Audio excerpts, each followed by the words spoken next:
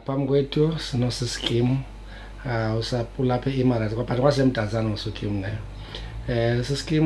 usiskim lona lapha phambi kwethu unengxaki with ubhuti Songezo wakwa Woodmaster.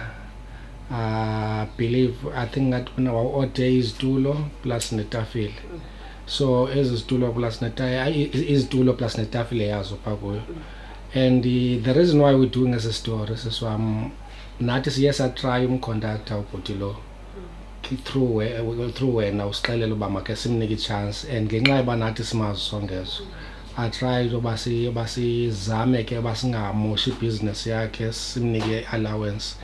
The first week wathi hayi uzozenza zobe ezigqibile, wabe usithi wenaye into awayithethayo uneminyaka uyayithetha le nto le asayikholelwa. And now sikwiveki yesibini ngoku since sasim-approachile sithi wasithumelela ipicture esithi ubhizi uyazenza, but namhlanje still usa-extend iintsuku, usabeka ezinye iintsuku. Masiqala apha kuwo siskim, le ngxaki yakho noSongezo iqale nini?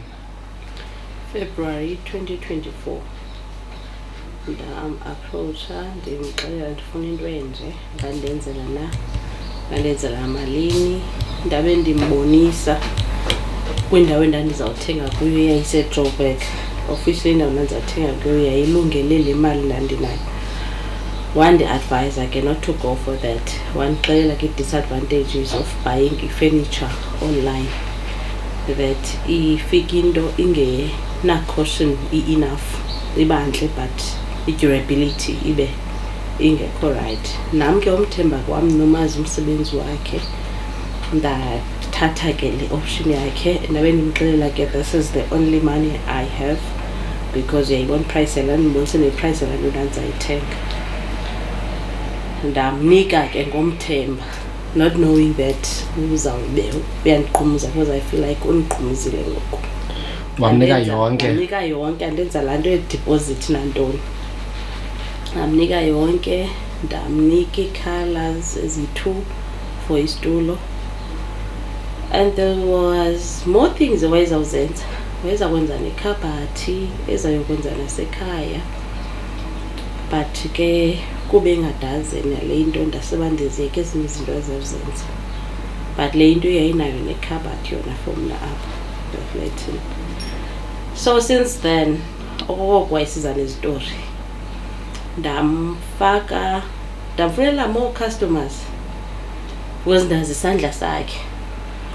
Uyaza ifriend yami ukuzinkitha nayo ihlala eMdantsane iyokwenza ikhawuchi, iyotshintsha ilaphu, ufuna ufakwele le-cushion, wenza the same thing nakuye. But ubrother wakhe waza wazomtreatnisha, wabeka ngendlela yakhe yamtreatnisha ngayo because yami imi-treatnisha khange isebenzi.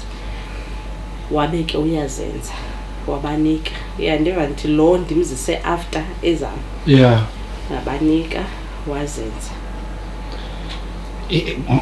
Inoba iminyaka emingaphi le? 2024, last year February. So imgqibile unyaka ngoku. Imgqibile unyaka. So we approaching ngomnyaka. Okay. And xa ezinye zezi excuses why masithi mhlawumbi excuses bekayo zithini siswam? Okoko imane sithi ubhizi, utheni waphinda waze sithi une-personal problem, phantsi ohlukana nonkosikazi wakhe. Waphinda wandibonisa uziqalile, koko imane sithi khona uziqalile iframe, mana ndisiya andibonisa iframe. Ndithi mna ke but ezi frame ngibonisa zona ingathi izinto ezindala owawuzenzela loo mntu, okanye zizitulo zomntu oziqhaqhileyo ozawuzikhavarisha, andibonakala kwento entsha oyenzela mna. Waphinda wenza into erongo esasasivumelane ngayo, wathi mandize ndizobona uyenza. And like this was not the agreement to do ile nto enjena, i-table enjena. Walalalala ke phikisana ngaloo nto, ndibona uba he's just buying time. So I had to go back to i-archives, ndamforwardela back ndathi nazi izinto endandikubonise zona, nazi wena wawuzisuggestile. So iyandothusa into yobana ngokuthi gqisa wenze into ezingaganga ivele novela kwi-designs esasizishera soyi-2. And yazi siswam eyona nto ibuhlungu uyamazi Songezo kwa before. And now ubudlelwane bakho naye bunjani? Akusekho right kaloku. Unakele namazi from eDuncan, khula no-sister bam eDuncan nandingumntana, ndamazi nangoku ndimdala nasebenzisana naye. Njengoba ngoku ezokundenza le nto because ndiye emntwini endimaziyo, ndibaleke urojwa ngabantu endingabaziyo, ndaye emntwini endimaziyo kanti ndenza urojwa kuloo ndazi.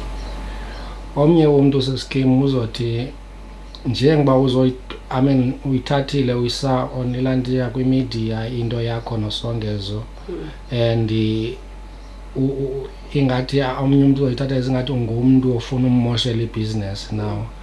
Mhlambi before or emveni bani iqalele ikhona enye into bike ibinidibanisa mhlambi enixabanisayo just mhlambi leyo into enothi abantu bangathi hawu Kim uyammonela, hawu Kim ufuna umblackmail, hawu Kim akho kwanto because kwa uphinda kwethu siphinde sidibane ngoku so dothuka bakanti usaphila ngicimba wathathwa iCovid yabona sasesigqibelene edala. Yeah, ngicimba usekho nisabona nento yakho nisakubona kwi-social media yonke laa nto saphila sasebenza. Then ke ndaza ke nale nto uba ndinento enje bani khawumcebise wathi mandikwenzele suthenga phaa akikhange kubekho nto ebekanti besikhe sabe kanti siyabhidana ngayo and yazi siskim sinayo ingxaki with our bantu especially ababeplanga abama-cage.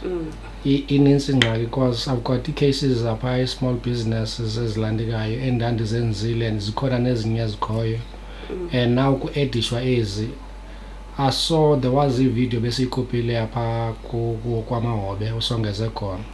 If uyajonga pha uread apha there are people that are complaining bayivezile igama lakhe uba it's not only wena I understand aba bantu beplanga mhlambi aba bantu nzothi abantu ba-skilled eyona nto bayimosha ii-businesses zabo bazimosha ngothatha imali yabona before and mhlambi nathi ke asifani mosingabantu wena uyaloyika ityala hence usithi xa usithi sithi imali ethile uthi ndinayo ngoma ndimnike yonke kanti uyammosha umntu ngaloo nto leyo. And so far ngoku ano oba ebebeke uSaturday lona siya kuye.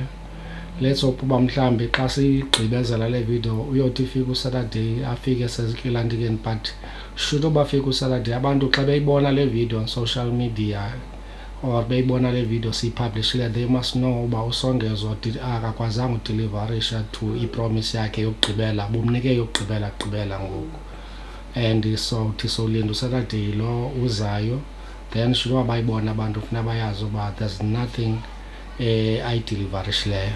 Ewe and ke ndiyafuna ukuveza kule last question ubondibuza yona. Enye reason endenze ndiza kwimedia nam kubona the interview abenayo yena nefamily yakhe kulanto yakwamahobe.